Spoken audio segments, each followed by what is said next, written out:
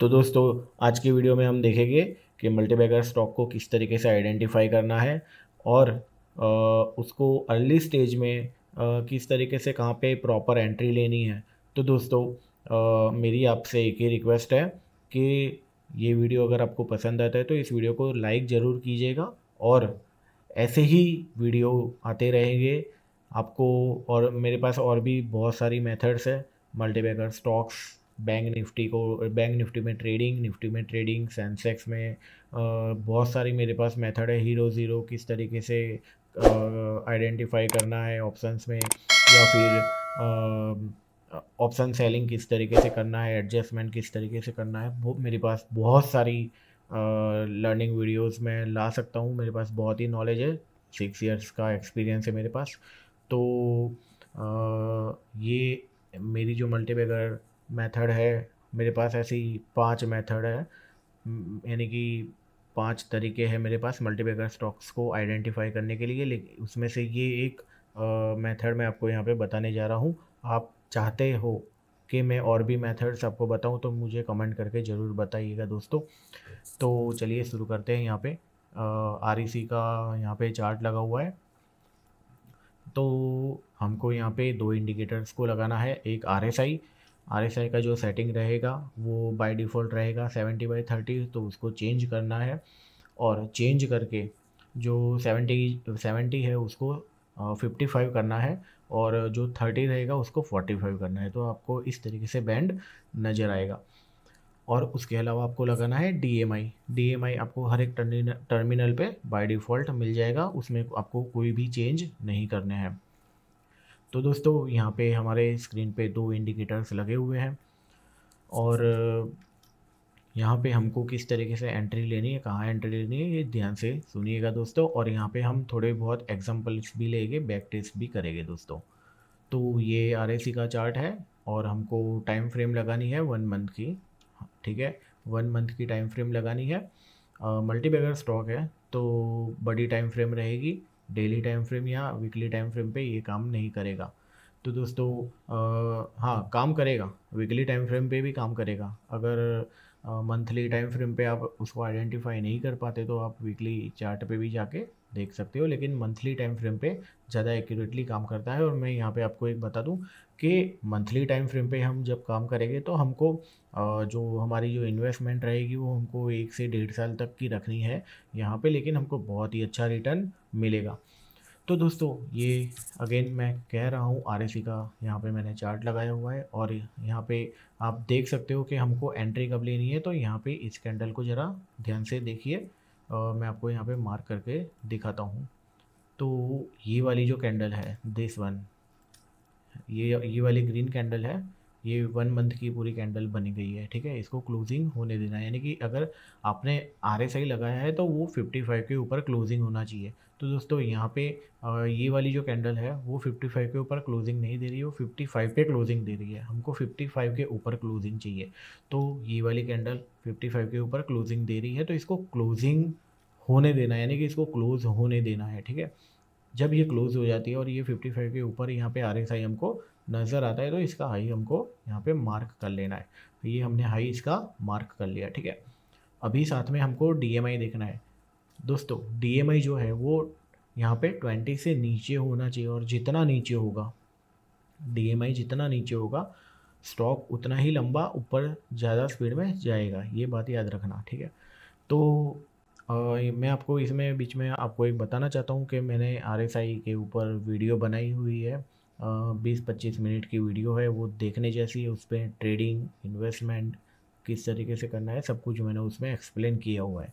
तो दोस्तों, यहाँ पे DMI हमको RSI जब ब्रेक कर रहा है, यहाँ पे 55 के ऊपर क्लोजिंग दे रहा है, तो यहाँ पे हम DMI देखेंगे तो हाँ, यहाँ पे DMI जो है वो 14 समथिंग का यहाँ पे हमको दिख रहा है, यानी कि जो आपको ये पिंक लाइन जो दिख रही है वो ADX है। तो ADX है, DMI में ADX है, वो हमको 14.1 का यहाँ पे हमको नज़र आ रहा है। और यहाँ पे जो नेगेटिव लाइन है, ऑरेंज कलर की जो लाइन होगी वो नेगेटिव होगी, ब्लू कलर की लाइन पॉजिटिव मानेंगे। ठीक है, तो हमको यहाँ पे 2-3 कंफर्मेशन लेना है। एक तो पहला कंफर्मेशन RSI 55 के ऊपर यहाँ पे क्लोजिंग दे रहा है, ठीक है, ये कंफर्मेशन हो गया। उसके अलावा जो ब्लू लाइन है वो भी हमको ऊपर होनी चाहिए, यानी कि ADX से भी ऊपर होनी चाहिए और नेगेटिव लाइन से भी ऊपर होनी चाहिए, ठीक है। तो यहाँ पे वो भी एक कंफर्मेशन हो गया है। उसके अलावा यहाँ पे ADX है वो 14.1 का यहाँ पे यानी हमको ज़्यादा ये नहीं देखना है, बस 20 से नीचे होना चाहिए।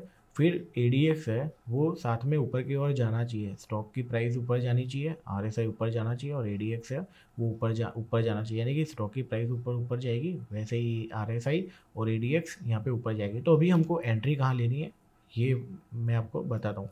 तो दोस्तों जब भी इसके हाई को कोई भी एक कैंडल इसके हाई के ऊपर क्लोजिंग करती है, यहाँ पे आप देख रहे हो कि एक और कैंडल को क्लोज होने देना है। अभी आप कहोगे कि हमको इतना इतना मंथ अब हमको रुकना पड़ेगा। तो दोस्तों देखो, मल्टीबैगर स्टॉक है तो रुकना भी पड़ेगा, या फिर ऐसा कोई स्टॉक आइडेंटिफाई करो जो ऑलरेडी ब्रेकआउट की तैयारी कर रहा हो, यानी कि ऑलरेडी यहाँ पे यहाँ पे ऑलरेडी एक कैंडल बना दी हो, यानी कि ये जो RSI 55 के ऊपर क्लोजिंग दे दिया ऑलरेडी, और बस वो आपको वो हाई मार्क करके देखना है कि इसके ऊपर कोई कैंडल क्लोजिंग दे रही है इस तरीके से। तो वैसे भी आइडेंटिफाई कर सकते हैं, इसमें भी अभी हम आइडेंटिफाई करेंगे, तो वीडियो में रुके रहना, जाना मत। तो यहाँ पे हम एंट्री ले सकते हैं, जैसे यहाँ पे आपको लगे ना कि क्लोजिंग उसके ऊपर ही देगी, ये कंफर्म है, तो इसमें आप एंट्री यहाँ पे ले सकते हो। तो दोस्तों मान लीजिए आपने यहाँ पे एंट्री ले ली, अभी आपको रुकना है जहाँ तक RSI ओवरबॉट नहीं हो जाता वहाँ तक।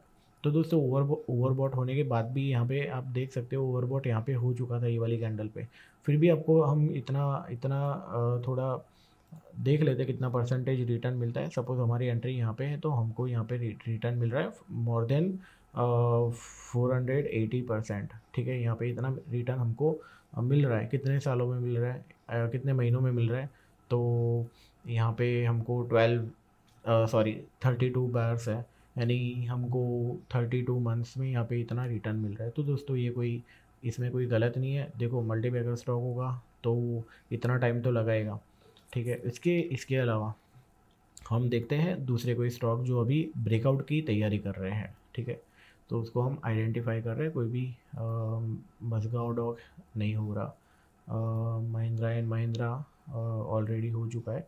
यहाँ पे देखो महिंद्रा एंड महिंद्रा में ये वी शेप रिकवरी और ये ADX है 20 के आजू बाजू ADX है, और यहाँ पे ब्रेकआउट दे रहा है। तो ये जल्दी भी भाग सकता है, आपको इंतज़ार भी नहीं करना पड़ता। ये तो एक एग्जांपल मैंने जो दिया था। अच्छा, यहाँ पे मैंने हाल ही में वीडियो बनाया है महिंद्रा एंड महिंद्रा फाइनेंस के ऊपर, तो ये ब्रेकआउट दे दिया है ऑलरेडी। देखो इसने यहाँ पे क्या है, तो ADX है वो 20 के नीचे है, ठीक है। 20 पे भी चलेगा, 20 के नीचे भी चलेगा। तो ये अभी 20 के नीचे है ADX, यहाँ पे अगर हम देखेंगे तो 19.2 यानी 20 के नीचे है, ठीक है। उसके अलावा यहाँ पे ऑलरेडी ब्रेकआउट दे दिया ये वाली कैंडल ने, तो मैंने इसका हाई ऑलरेडी यहाँ पे आप देख सकते हो मार्क किया हुआ है, ठीक है। तो जैसे ही इसको क्रॉस किया तो अभी यहाँ पे हमारी एंट्री बनेगी। तो दोस्तों महिंद्रा एंड महिंद्रा फाइनेंस जो है उसको आप अपने वॉच लिस्ट में डाल देना, और एटलीस्ट 7-8 महीने बाद देखना कितना कहाँ तक पहुँचता है। उसके अलावा ये भी देखो चला गया था, जैसे यहाँ पे ADX जो है वो यहाँ पे 55 के ऊपर ये वाली कैंडल ने ब्रेकआउट दिया। देखो मैं आपको बोल रहा हूँ, बहुत ही काम मज़ेदार स्ट्रेटजी, आपको बहुत ही काम आएगी। इसको हमने मार्क कर लिया इसके ऊपर, तो हमारी एंट्री यहाँ पे बनती, ठीक है। हमारी एंट्री यहाँ पे बनती तो हमको अभी तक कितना प्रॉफिट होता। तो दोस्तों हमको मोर देन 185% यहाँ पे प्रॉफिट मिलता। कितने दिनों में कितने महीनों में, तो 29th मंथ में यहाँ पे हमको प्रॉफिट मिलता है। यहाँ पे ओवरबॉट हो चुका है। तो दोस्तों इस तरीके से ये काम करता है, और भी हम देखते हैं, थोड़ा बैक टेस्ट और भी कर लेते हैं। बहुत ही अच्छी तरीके से ये काम करती है स्ट्रेटजी। और इसके बाद मैं अगले 2-3 दिन में मैं स्विंग ट्रेडिंग के लिए भी वीडियो बनाने वाला हूँ कि स्विंग ट्रेडिंग किस तरीके से किया जा सकता है। तो मेरे चैनल को सब्सक्राइब ज़रूर कीजिएगा, और भी बहुत सारे लर्निंग वीडियोस आ चुके हैं ऑलरेडी, और दूसरे भी बहुत सारे आने वाले हैं।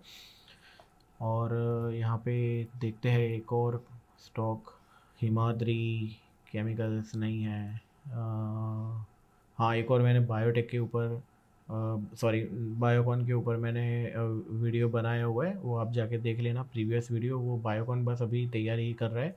यहाँ पे जैसे ही देखो, यहाँ पे जो ADX है वो 14-15 के आजू बाजू चल रहा है, ठीक है। यहाँ पे RSI इतनी बार ब्रेकआउट दे चुका है, लेकिन एक भी कैंडल, ये मैं आपको बोलता हूँ ना कि जैसे यहाँ पे ब्रेकआउट दिया है, यहाँ पे ब्रेकआउट दिया है, इसके हाई को हमने मार्क, मेरी तो ऑलरेडी एंट्री इसमें है ही, यानी मेरे पोर्टफोलियो में ऑलरेडी मैंने यहाँ पे एंट्री ले ली है।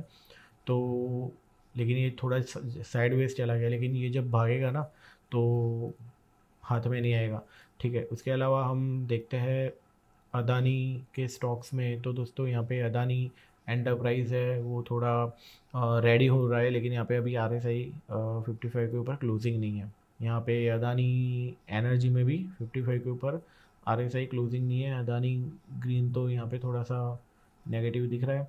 अदानी पॉट ओके, यहाँ पे अदानी पॉट दे रहा है ब्रेकआउट, ठीक है, लेकिन यहाँ पे ये स्ट्रेटेजी काम नहीं लगेगी, इसमें दूसरी मेथड काम लगेगी। लेकिन मैं इतना कह सकता हूँ प्राइस एक्शन देख के कि अदानी पॉट है वो यहाँ पे ब्रेकआउट दे सकता है और अच्छा खासा इसके ऊपर भाग सकता है। लेकिन ये अगर थोड़ा समय और पसार कर लेता है, यानी कि थोड़े मंथ्स और निकाल लेता है, तो ये ADX है वो नीचे आ जाएगा 20 के करीब, तो इसमें बहुत ही अच्छी बेहतर एंट्री हम इसमें ले पाएंगे। उसके अलावा बहुत सारे स्टॉक्स है दोस्तों, लेकिन आप थोड़ा बैक टेस्ट खुद भी कर लीजिएगा। दोस्तों देखो, ये बजाज फिनसर्व है, तो बजाज फिनसर्व ने यहाँ पे ब्रेकआउट दिया है at this point. Bajaj Finserv ने ब्रेकआउट दिया है, तो यहाँ पे अगर एंट्री बनाते तो भले ही थोड़ा साइडवेज चला गया, लेकिन ये भी अभी उड़ने की ही तैयारी कर रहा है, ठीक है। बजाज ऑटो, तो बजाज ऑटो यहाँ पे थोड़ा हमको नेगेटिव आता हुआ दिख रहा है, यानी कि साइडवेज भी जा सकता है, थोड़ा नेगेटिव भी आ सकता है। तो इसी प्रकार हम मल्टीबैगर स्टॉक्स को आइडेंटिफाई कर सकते हैं। मेरे पास 5 मेथड्स है, उसमें से ये एक मेथड है। आप चाहते हो और भी मैं मेथड लाऊं, आपको बताऊं, लर्निंग वीडियोस और भी बनाऊं, तो मुझे कमेंट करके ज़रूर बताइएगा। Thank you.